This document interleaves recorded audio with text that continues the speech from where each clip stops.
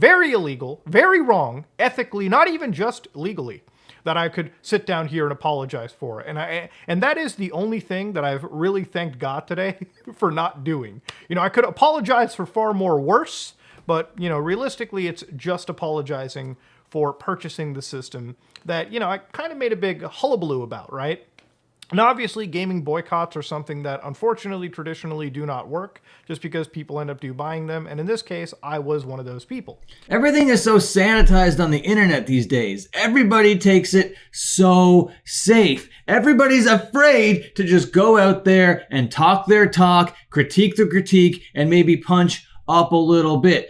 Gone are the days of people just talking shit on the internet. Now it's all this well choreographed stuff. Well, I can't say this because it's going to make this crowd mad, and I can't say that because it's going to make this crowd mad, and what if this big creator doesn't like what I have to say, blah blah blah blah blah. Guess who doesn't care about any of that? Me. My name is Dan Frampton, and this is the art of slop. And today I gotta punch up again. I gotta talk about another creator much bigger than me. Basically, anytime I talk about anything on the internet, I'm punching up. I'm taking a huge risk because these guys have such a big audience that are going to send so much hate my way if I misspeak, if I get something wrong, if I say something that just goes against their favorite content creator. You know, it's all coming out and it's all coming towards me. But on the same token, I don't really have much to lose because the channel is so small. You know what I'm saying? So I'm going to be out here talking about Some Ordinary Gamers, also known as Mutahar, for all of his recent hypocritical behavior. But before I do, I'm going to need you to hit the like button and hit subscribe, ring the bell, and if you're here within the first 3 hours and leave a comment, there's a 100% chance that I will reply, and that's just a Frampton guarantee. Very illegal. A lot of this stuff is off the dome from memory, so there's a good chance I might get something wrong, okay? I'm not doing that on purpose. It's just the sloppiest content ever. If I get something wrong, if I misspeak, I'm sorry about that in advance, but you could let me know down there in the comments. I'll leave this video intentionally vague in spots to encourage engagement. Very wrong. So what's got me all passionate and fired up in front of the camera? Well, I'm not afraid to tell you. In fact, I can't wait to tell you all about it. Mutahar is one of the biggest hypocrites in the world. And kind of a trope about all YouTubers is that they say they're going to do one thing and then it comes across in a completely different way. But Mutahar has this pattern of behavior that I cannot ignore any farther. And just to get it clear right off of Front Street, I'm not trying to send any harassment towards him. I'm not trying to hate him. This is all goofs and gaffs and laughs, and who really cares about any of this stuff at the end of the day? This is just a slop video that's meant to be made in the moment and then forgotten about the moment you're done watching it. But Mutahar is a gigantic player in the game and has been for a long time. But over the last year, he's had 3 egregious examples of hypocrisy, and I'm going to go over 2 of them briefly, and then the more recent one we're going to go into a little bit more in depth, but not that much more in depth. Don't get it twisted. So what you're seeing over here is twitter.com, and this was the first time I'm going to cite his behavior as hypocritical, okay? He made this video about Keffals. Very good video, by the way. Very deep dive. But there was this artist in the community that drew all YouTubers and influencers in this really disgusting way. Very unappealing, right? Either way, Mutahar used that artwork in his video about Keffals. And instead of engaging with the video, what a lot of Twitter users did is they engaged with the thumbnail and called Mutahar like transphobic and all sorts of evil things and sent him a lot of racist hate, none of which he deserved, by the way. Okay, the video was good. The artist has a track record of making all people on the internet look like this. There was nothing hateful or transphobic or anything about that. So all of the criticisms that Mutahar got were in bad faith because nobody was actually engaging with the video. They were just deflecting to this thumbnail. But all of that is to say that Mutahar left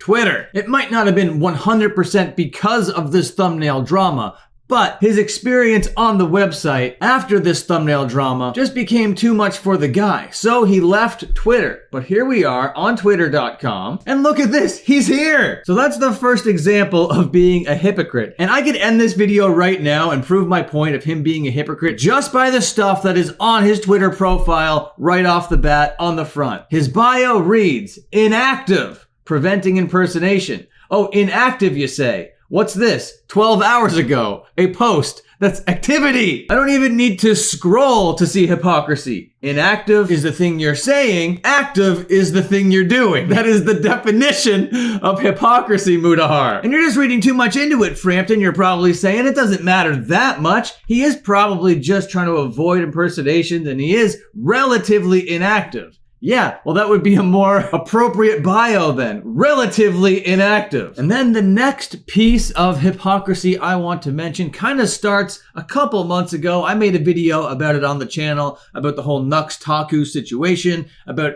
the podcast that they had together kind of dissolving and all that sort of stuff. I forget all the details of the drama. It was a slop drama from like months ago, but the video is on this channel if you want to go back and refresh your memory. But anyway, the hypocritical thing about this situation is that Mudahar decided I am no longer gonna make drama videos. Drama videos just too dramatic for me. And yo, that's fair enough. Drama videos aren't for everybody. They cause drama. They stir things up that maybe you don't want to be stirred up. But what's this from 6 days ago? Internal affairs. iDubbbz. Kind of like a take on the content nuke, content cop type situation. But Mudahar's taking his little twist on it and calling it eternal affairs. So that, my friends, is blatant hypocrisy. When you say, I don't want to do drama content out of one side of your mouth, but then when a drama reaches the boiling point on the internet where everybody's talking about it and you can get some clicks off of it real quick, then you're all about the drama. And believe me, I understand that making videos on the internet can be a roller coaster. And one day you feel like, oh man, I'm so done with drama. And then you sit back a little bit, you rest, and you realize, oh man, it's not that big of a deal. I've kind of decompressed, I've compartmentalized, and now I'm ready for drama content again.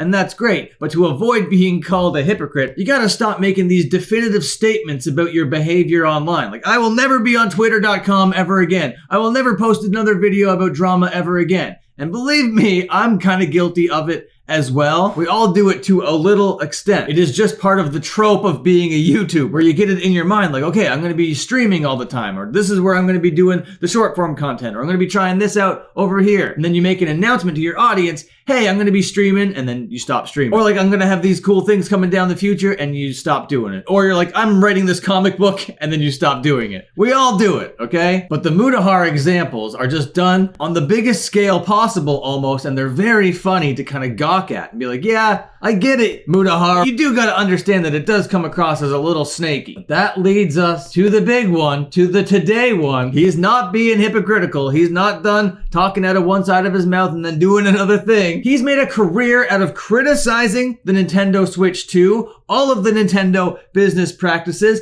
everything surrounding the Nintendo Switch 2, basically boycotted it, said, vote with your wallet, don't get it. And look at all these videos, why I'm not buying the Nintendo Switch 2. Nintendo Switch 2 is disappointing. Nintendo Switch 2, the most leaked console. The Switch 2 is technically a brick. Hacking the Switch 2 won't be easy. And if this literally was just like a diary of him like going through his thoughts and feelings and that kind of stuff, that's fine. But the guy's making so much money off of this, and it would be great if he just stood on his business. But instead of standing on his business, the moment the Nintendo Switch 2 comes out, he gets it. Yes, he was there for a midnight launch. He didn't even go to bed, wake up, and then feel the hype surrounding it online and then go get it. No. He waited 0 seconds. And then here he is testing it out.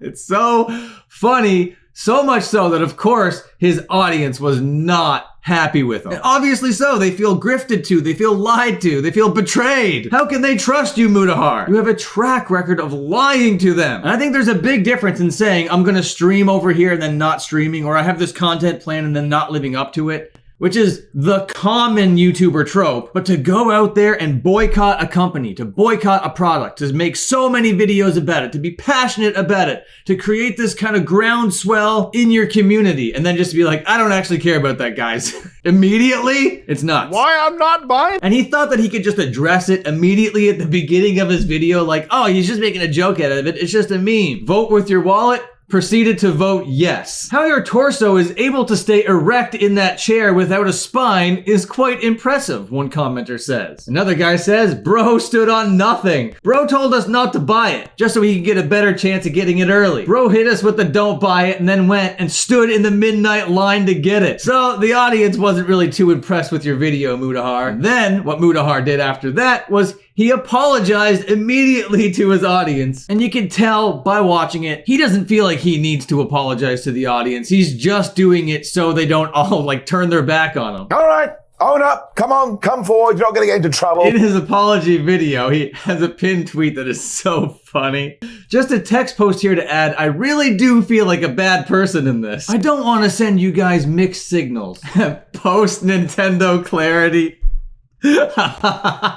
Oh, that's wild. The lack of ukuleles is profoundly upsetting. So people are still memeing about it. It's not really that big of a deal. He's gonna be fine. He's gonna have an audience. They're not gonna completely abandon him. But you can tell he's not actually sorry. You can tell he's just doing it to kind of do the content thing. Oh, I made them a little bit mad, so I'll say I'm sorry about a thing, and I'm just gonna keep on moving on. Because if we look at his channel, the video after sorry got almost 1 million views. Like, the dude is absolutely fine. He's thriving. He's going to be okay. He's going to continue on being the biggest name in the space, or at least one of the biggest names in the commentary space. But what I'm learning from it is, like, being a hypocrite is fine. Saying one thing and doing another thing is fine. All you got to do is put out like a half-assed apology the day after, and everything's going to be peachy keen. But while we do have him pulled up here, why not just hear him out a little bit? All right, Mudahar, from the top. Take it away. Hello, guys and gals. Me, Mudahar, and